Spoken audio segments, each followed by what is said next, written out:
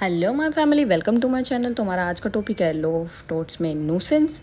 तो न्यूसेंस का मतलब क्या होता है कि कोई भी चीज़ अगर तुम्हें regularly continuous period of time के लिए हर्ट कर रही है, अनॉय कर रही है, तो होती है न्यूसेंस। ठीक है, इसमें एग्जांपल है कि अगर तुम्हारे गली में किसी के साथ लड़ाई हो गई है, उस लड़ाई के बाद वो पर्सन क्या कर रहा है, तुम्हारे गेट पे कभी कचरा फेंक रहा है कंटिन्यूस पीरियड के लिए, ठीक है, कभी स्टोन फेंक जा रहा है, कभी कोई डंडी फेंक दे रहा है, कभी कभी बहस कर रहा है, तो वो कंटिन्यूस पीरियड लगातार चली जा रही है, तो वो होती है न्यूसेंस। ठीक है, तो स्टीफन क्या कहता है कि एनीथिंग डन टू हर्ट और टू annoy ऑफ लैंड्स, ठीक है, tenants of another and not amounting to a trespass. ठीक है, कि किसी को अनोय कर रहा है, किसी को हर्ट कर रहा है, पर ट्रेसपास नहीं है।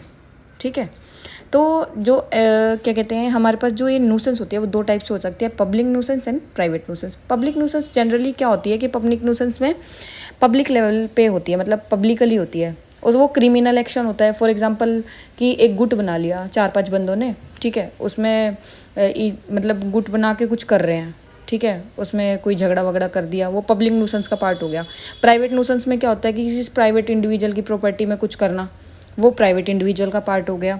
ठीक है, इसमें क्या होता है, जो पब्लिक न्यूसेंस होती है वो क्रिमिनल एक्शन रिक्वायर करती है, और ये प्राइवेट न्यूसेंस क्या होती है, सिविल एक्शन, क्योंकि ये छोटे छोटे लेवल पे होती है।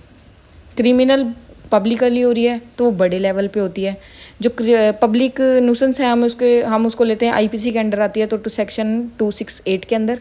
ठीक है, और जो प्राइवेट न्यूसेंस है उसको हम सिविल एक्शन रिक्वायर होता है, क्योंकि ये छोटे लेवल पे होती है।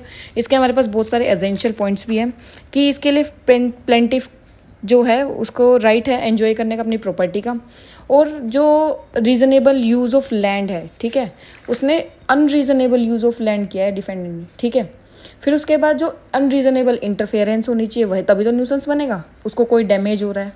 ठीक है, तो मतलब ये, और ये कंटिन्यूस पीरियड्स हो रहा है। ठीक है, तो कंटिन्यूस पीरियड्स हो गए तो इनोसेंस का पार्ट हो गया, इन अनरीजनेबल है। फिर उसके बाद डिफेंसेस क्या हैं, डिफेंसेस हमारे पास इसका है पहला प्रेस्क्रिप्शन।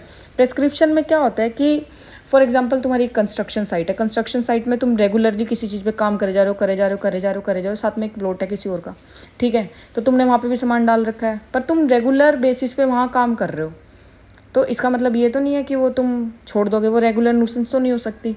ठीक है, वो तुम्हारा राइट है, तुम वहाँ पे काम कर रहे हो, तुमने डेली कर रहे हो, ठीक है, तो अपना सामान मतलब उठा लो, या फिर मतलब अपना प्यार से समझा लो।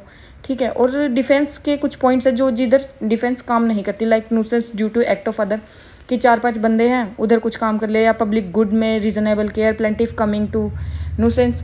इसकी डिफरेंट रेमेडीज़ भी हैं हमारे पास। लाइक फर्स्ट आ गया हमारे पास डैमेजेस। डैमेजेस में क्या होता है कि डैमेजेस का कुछ ज़्यादा बताने का है नहीं है, कि आपको पता ही है अगर डैमेज हो रहा है तो कंपनसेट करना पड़ेगा।